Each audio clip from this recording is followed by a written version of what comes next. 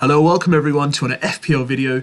My name is Mo, and today what I'm going to be doing is making a video kind of reviewing some of the key signings from the summer transfer window in the Premier League, which has kind of been added to our FPL game itself. So what kind of players we've signed, what players we can look out for, what my kind of thought process is, how they're going to benefit your team or not.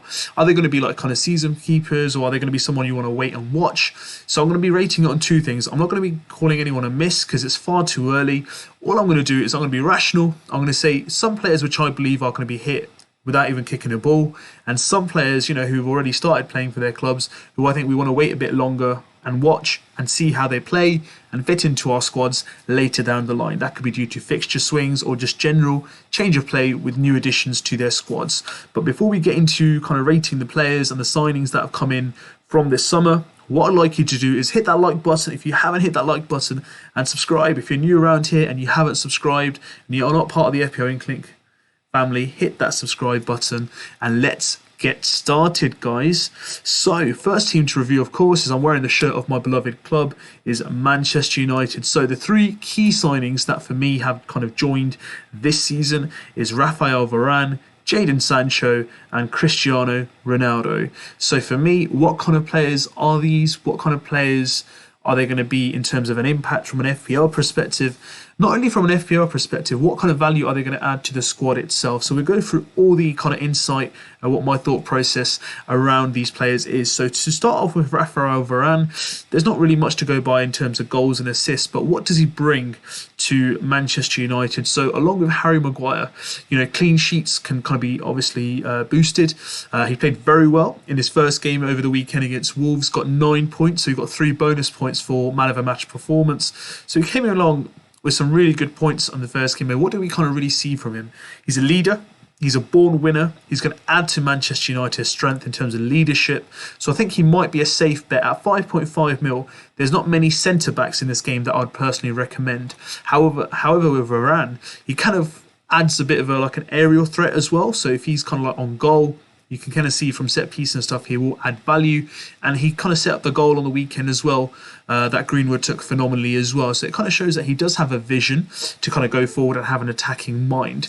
Can he carry that forward in the season? Of course. They've got some really good fixtures in the next couple of games. So United have 3 home games out of the next 4, and the next game is against Newcastle. So ideally, it could be a good chance for him to be slotted in if you're playing a wild card, or even if you're just doing general transfers and you're looking for a defender for around the 5.5 mil mark.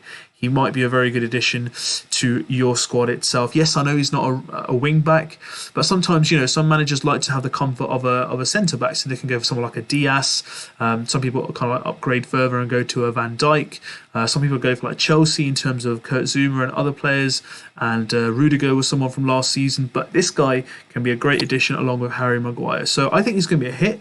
It's a bit early to call, but I think generally from what I've seen in previous passes from him, he's kind of brought that to the Premier League as well.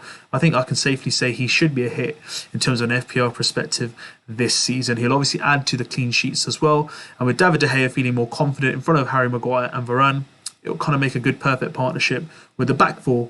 And United can look a lot more solid defensively and kind of challenge for the Premier League's title because of his expertise and experience. The next player is Jadon Sancho. So moved from Brugge to Dortmund. He had a sub-appearance in his first game and then against Leeds United, and he had a full game against Southampton. Didn't really hit his potential, but was kind of playing on the wrong side. So I think, once he gets back into his original position, he'll kind of get more of the ball, kind of get up to pace with the Premier League. And now with Ronaldo there, it's just going to get better as well. So some stats from last season in terms of Sancho. He had 12 assists and 8 goals. Yes, I know it's the Bundesliga. He played really well in the Euros as well, so he will give you guys some attacking cutting edge. He's 9.5 mil in the game itself. So in the game, if you have him for 9.5 million, you're looking for a player of around that much value. So there's previously been kind of Rashford, Martial's been around that price as well. So you can see that for 9.5, he can give you a solid player in the midfield who will play regular minutes for Manchester United. He's not come to be on the bench. There's not going to be that Pep roulette you need to worry about. If he's fit and ready to play, he will play pretty much most games for United this season. Now, moving on to the greatest of all time, in my opinion, I think Mr. Ronaldo is a must-have in FPL. Everyone's saying, will he play against Newcastle? Will he come on as a sub? I'm not too fussed, really. I will be playing my wild card. He is going to be coming in, and potentially I will be looking to put the captain's armband on him. The last time he played against Newcastle was a 6-0 victory at Old Trafford, where he got a hat-trick. So this guy can score. He scored tonight for Portugal as well. This guy literally is a goal-scoring machine. And if you look at his goals and assists from last season, he got 2 assists and 29 goals. He's going to be playing up front for Manchester United. One of the key areas where they've really lacked in previous years is the finished product. They've got a lot of wingers, a lot of players who can set the ball up, but barring Cavani from last season, they've never really had that overall striker to put the ball in the back of the net. He'll be on penalties, in my opinion. Bruno won't be taking any penalties, so he automatically, becomes even more significant to ensure you have him in your squad, because United did win the most penalties last season. For me, he's going to be a hit as well. So all the three, for me, for Manchester United, are going to be, not just because they're Manchester United, I generally believe they're going to be hits in terms of overall impact. And FPL, they will be rewarding in the long run.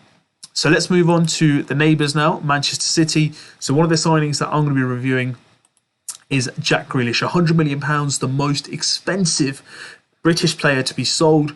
So what does he bring to Manchester City? He had an injury-hit season last season, and in terms of his goals, he had 6 goals and 12 assists. He was a talisman of Aston Villa.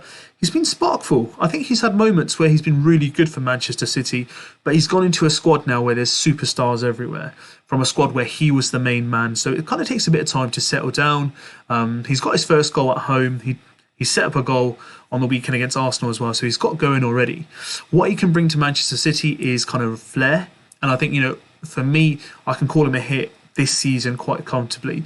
With Kevin De Bruyne coming back, Torres in form as well, they've got Sterling and Mahrez in there as well. He's going to be learning a lot about Manchester City. Obviously, he's going to be learning how to adapt to their style of play. It will be frustrating at times, but I think if we look at a whole season, I'm pretty comfortably going to say for £8 million, you can't go wrong. So there's not many other players from Manchester City, barring Torres, who's about 7, and Gundogan about 7.5. You're going to have many players around this price in one of the most attacking teams in the Premier League. For Grealish, for me, they haven't brought him to put him on the bench for 100 mil. So from Pep Roulette perspective, I think he looks all right. He will get most game time, and he will get minutes for you to see how he can perform. So for me, he's going to be a hit. We'll just have to wait and see how he performs over the course of the season. Now, Chelsea, who for me are one of the favourites for the kind of title overall this season. So my 3 title favourites are Manchester United, Manchester City and Chelsea. I think these guys will be kind of like the contenders for it. And the 2 additions that they've had this season already, for me, kind of boosted their chances for that. They signed late night on the transfer deadline. I think this is how you pronounce it, guys. It's Saul Niguez. So he's come from at last minute into the squad as a loan signing. So they have the option to buy at the end of the season for about 30 mil. So let's see how it adds to the addition of all the wealth of midfielders that they have. So he scored 2 goals and had 1 assist last season. So it shows he's not more of an impact in terms of goals and assists. So it might not be an FPL kind of target you want to immediately target. So he might be someone who I'd say you'd like to watch for now. See what impact he has. Does he play deep? Does he play further forward? We'll have to wait and see. From what I can see previously, he's probably going to play a bit more deep. So he might not be like a contender for many goals and assists. So he might not be an FPL kind of like immediate kind of like player you want to get in your squad. So I think watching him will be more key. And if he does get into more key areas and he does get more attacking threat with the fixtures that they have from Gameweek 7 onwards, he might be someone you like to bring in. So that's what I'm saying for him at the moment. He's going to be a watch for me personally. And obviously the person to his right, no one needs to introduce him to you guys. He's Romelu Lukaku, 11.5 mil on the game. For me, he's a hit already. Scored on his debut against Arsenal, had a really good game against Liverpool, did his job up front, kept the team composed, and I think he might be the final piece of the jigsaw to actually get Chelsea over the line, because defensively they're sound. They've got a wealth of talent in the midfield. He's a clinical finisher. Just a few stats from last season. He outscored Ronaldo in the Italian league, so he got 24 goals and 11 assists. Sorry, I meant overall assists and goals together. He got more assists and goals put together than Ronaldo. 11 assists and 24 goals. So it shows that he's got the talent, he can hold the play up, he's hungry for success, and I think he's going to be a hit anyway. He was in my squad originally, he's still in my squad. If I'm playing the wild card, to be honest, I might look to change him for Ronaldo immediately. And then when Game Week 7 comes, there's nothing to say that I might not bring him back in, just to make sure I take advantage of those fixture swings, because this season might be just being active around the fixtures and bringing in the premiums at the correct time. So that might be a kind of like a new form of way that I'll play this season's FPL. So definitely he's going to get points. He's going to get goals. He's going to be playing week in, week out. Tuchel has already said he's not brought him to bench him. They haven't spent nearly £100 million on him to be on the bench. He will be playing in a squad where he'll have a wealth of talent, which will set him up with points to be taken in terms of goals and assists in itself. Moving on to Arsenal. Now, Arsenal had a tough start to the season, losing at Brentford and then Manchester City as well, followed by Chelsea as well, which was their home game last week. So, some of their signings that they've brought in. So, obviously, first is Albert Lokonga. So 3 goals and 2 assists last season. I think he looked really good in the games he's played. I'm a bit surprised that he didn't play against Manchester City in the starting lineup. But I think he's a good talent. I like to watch him a bit more. Let's see what he can bring to the game. He's got a good fixture against Norwich in the next game week, so I'll probably keep a close eye on him. So for now, he's a watch for me. If he can catch a bit of form and bring some spark to Arsenal, he might not be a bad option to bring into your squad at a cheaper price as well. Moving on to £50 million expensive signing at the defence of Arsenal. He's got COVID at the moment, Ben White. He was in my original squad, £4.5 million. Can't really go wrong with it. But Arsenal haven't started off well in the season. To be brutally honest, the 2 games were the easiest of games against Chelsea and Manchester City respectively. But it was the manner of the defeat. I know he wasn't part of the 2 games due to COVID. But we'll have to give him a bit more chance. So I'm going to give him a watch moment at the moment. So I'm not going to say definitely going to be a hit. But I want to see what value he adds once he's fully back. He's cost £50 million. He didn't get any goals or assists last season for Brighton. So let's see what value he adds in terms of Arsenal. Can they get clean sheets? Can he get assists? And can he set up a goal effectively? Can he score a goal from a set piece?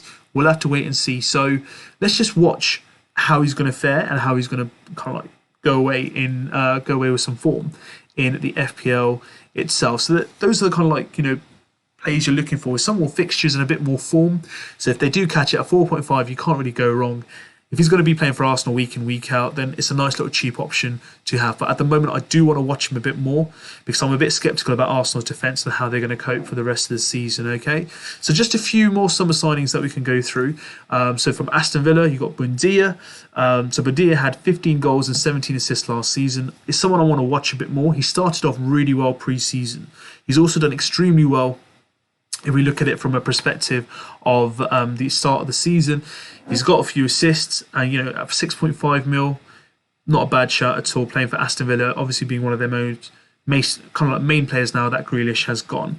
You've also got the addition of Danny Ings. So Danny Ings, good start to the season so far, scored an amazing goal from my perspective. Probably could be one of the goal of the season contenders, which was an overhead kick.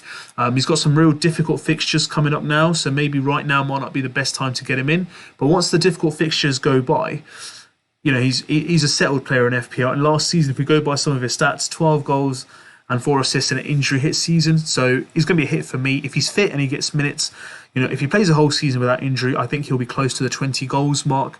And in an Aston Villa team where he's kind of like the main striker along with Watkins when he's back, it should be a great sight for FPL managers at the price range. He's a mid-range striker, so it'll be worthwhile having him in your squads.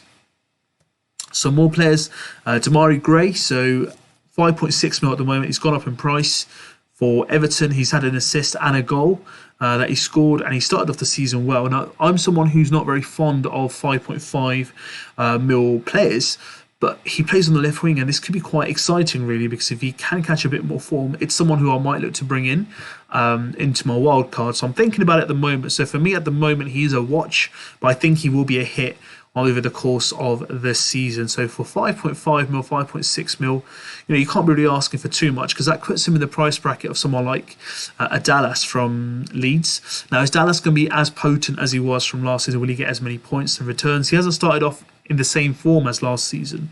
It's a bit of a wait and watch. So Damari Gray might not be such a bad option.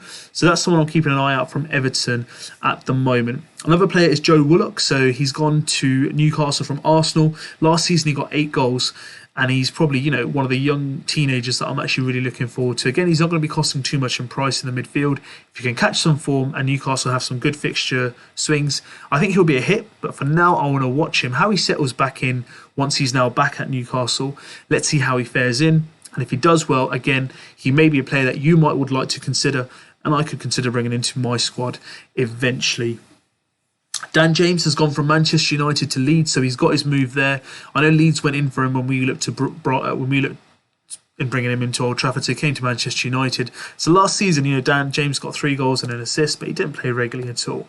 So I think it's a really good signing for them. Obviously now they've got Rafinha, Harrison, Bamford, Dallas, and now you got Dan James. He's got some extreme pace, so he might be well fitted in with the whole kind of ethos or the culture of Leeds.